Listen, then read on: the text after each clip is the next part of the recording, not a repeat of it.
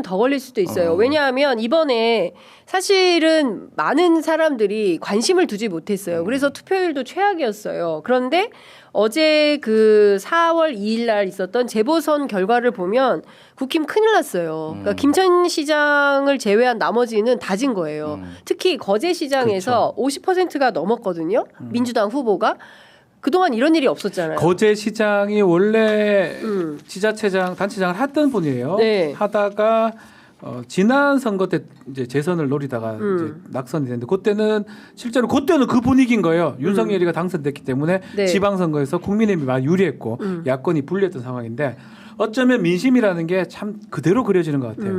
이번에 이 거제 선거를 보면 조기 대선 구도가 다 나오는 거거든요. 뭐 투표율은 낮지만 그럼에도 불구하고 거제는 정말 박빙의 차이로 되고 안 되고 민주당이 된다 하더라도 정말 근소하게 이기든지 아니면 국민의힘 쪽이 많이 유리한 지역구 아니겠습니까? 부울경 지역이니까. 그런데 지금 보면 지금 거제 시장이 비록 지난번에 지자체장 했던 분이긴 하지만 단체장 했던 분이긴 하지만 어쨌든 간에 압도를 해버렸어요. 56.75. 압도해버린 거예요. 국민의힘이 38.2. 이건 뭐냐 하면 경기권이나 인천 수도권보다 더 압도한 거예요. 56대 30이라는 거는 그러니까 이게 완전 완벽하게 이겼다는 거거든요.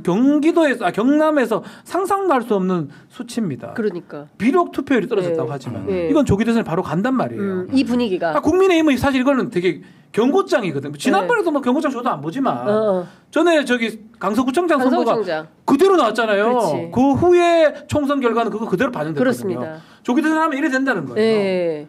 경남도 이렇다는 거예요. 네. 아니 부산 교육감 선거에서도 진보 교육감이 그러니까요. 딴 데서 어떻게 이깁니까? 그러니까 요거를 좀 의미를 분석해 드리면은 일단 되게 절묘하게 지금 보궐선거가 열렸어요. 왜냐하면은 경남에서 열렸고 이제 거제시장 그리고 충청도에서 열렸어요. 그러니까 아산시장. 아산시장. 근데 여기가 보통 보수 우세 지역으로 분류가 돼요. 맞아요. 그러니까. 예. 이게 보면은 거제시장은 제가 찾아보니까 2018년에 지금 당선된 병광용이 한 번 시장을 한 거 빼놓고는 다 보수 정당이에요. 없어요. 전부 다 보수 정당이에요. 근데 거제시의 특징이 있는 게 여기 이제 조선소도 있고 그러니까 노동자들도 있어서 그렇게 쉽게 이렇게 완전 일방적이지는 않고 나름 이제 박빙의 경우도 많았지만은 결과는 한 번 빼놓고 지금까지 다 보수 정당이었다. 다 한나라당, 새누리당, 국민의힘 다 이랬단 말이에요. 이름만 바뀌었지 같은 정당인데. 네, 다 같은 정당. 그러니까 근데 압도적으로 이겼잖아요. 그러니까. 네, 그렇죠. 그러니까 이게 투표율이 낮은 것도 이유가 있는 거예요. 그러니까 이게 찐 보수들, 소위 말해서 강경 보수들은 어찌 됐든 무슨 일이 있어 투표를 하러 나왔는데 소위 말하는 온건 보수, 범 보수라고 얘기를 하죠.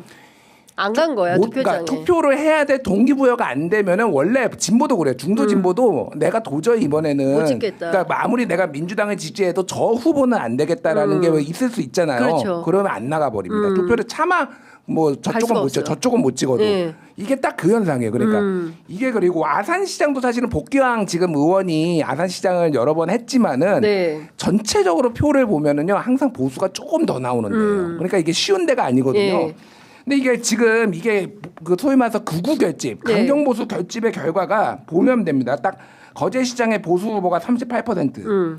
그리고 아산시장 39%. 그렇습니다. 그리고 서울 구로구청장 32%인데 자유통일당이거든요. 이거는 당이 달라서 그랬는데 아마 국민의힘에서 나왔으면 또 38, 39 나왔을 거예요.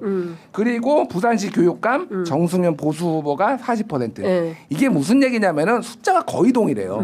그냥 극우들끼리 자기들끼리 뭉쳐가지고 딱 하면은 요 정도 포션 나오는 거예요. 소위 말해서 중도 확장 얘기를 안 할 수가 없는 거예요. 그러니까 그렇죠. 여기에서 10%는 최소한 10에서 12는 더 얹어야지 이길 수가 있는 건데 갈 길이 멀다 지금. 요거를 해석을 해야 되잖아요.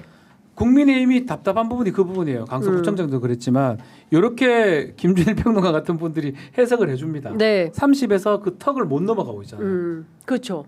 근데 그것을 이 국민의힘 쪽 주자들은 인식을 못하는 것 같습니다. 이거 보면 예비 시험일 수도 있어요. 대선을 기준으로 그렇죠. 보면 예비고사. 성적표 예비고사 보면 항상 오답이나 뭐 이런 것들을 확인해가지고 앞으로 왜 어떻게 나가야 되냐. 지금 보면 이런 식으로 극우적으로 행동했을 때는 안 된다는 걸 보여줬던 거잖아요. 그렇죠. 중도 공략으로 나가요. 그래야 최소한 왼쪽으로 뭐 우리 소위 말하는 왼쪽으로 5% 내지 뭐 다만 1%라도 가야 되는데 지금 정반대로 지금 계속 가고 있잖아요.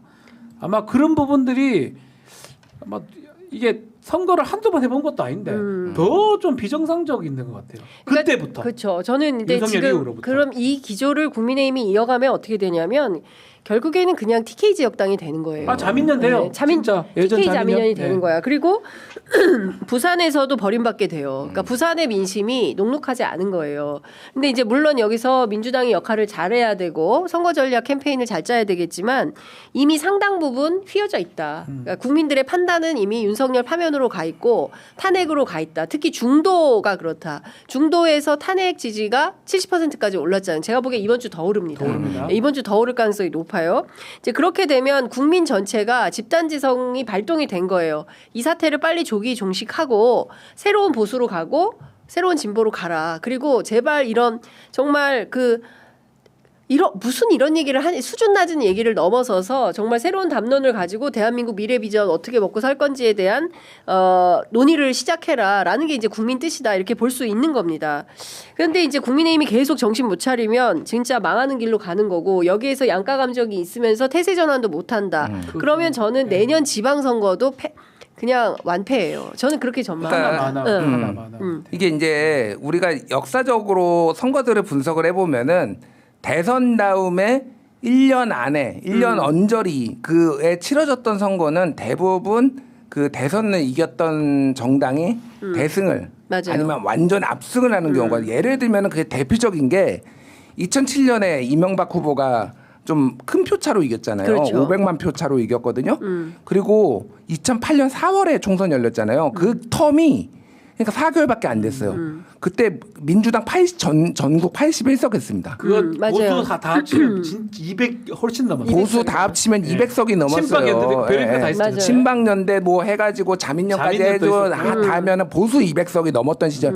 그게 그러니까 대선이 정말로 영향을 줬고 당장 뭐 2022년 그 대선하고 지방선거만 봐도 그 이제 0.73% 포인트밖에 차이가 안 났으니까 그 정도로 차이는 안 났지만 지방선거에서 싹쓸했잖아요. 그러니까 국힘이. 그쵸. 이게 지금 다 알 거예요. 바보들 아니거든요. 네. 선거 한두 번 치러보고 뭐 이런 얘기 저만 했겠습니까? 그렇죠. 근데 안 되는 거야. 근데 중요한 건 어쨌든 윤석열 변수. 윤석열 변수고 또 하나는 이제 역에서 나댄 인간들이 있었잖아요. 그쵸. 자기가 뭐라도 되는 줄 알고 전환길이 뭐 소년보 뭐 이런 사람들 가가지고 지지유세 했잖아. 다 망했어.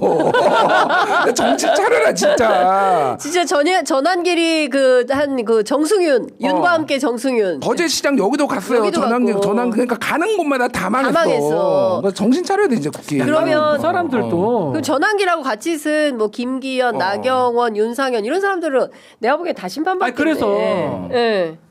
정말 망상들에 빠져 있는 것 같아요. 거기 간 거는 제가 좀 들어봐야 따르면 자기들이 된다고 생각하고 가고 갔대? 도와주고 내가 가면 된다고 하는데 전환길이나 뭐 지금 말했던 그런 소년보 이런 사람들이 자기들 주위에는 그분만 이렇게 둘러싸고 있으니까 전 많은 국민들이 자기를 지지하는 것 같지만 요만도 안 되는 거거든요. 나머지 사람들은 경멸해요, 사실은. 그렇죠. 이 인간들에 대해서. 맞아요. 그런 상황인데 그걸 모르고 거제에 가고 부산 교육감 선거에 가고 도움이 뭐가 됩니까? 저는 이제 국민의힘 내부에서 전환길하고 이제 손절해야 된다 이런 얘기 나올 것 같아요. 저는 나온다고 아니 자기들의 봐요. 생존권을 위협하고 있는 거잖아요. 일단 충청권 같은 경우에도 보수당이 우세하기 때문에 국민의힘 있잖아요. 충남 누구지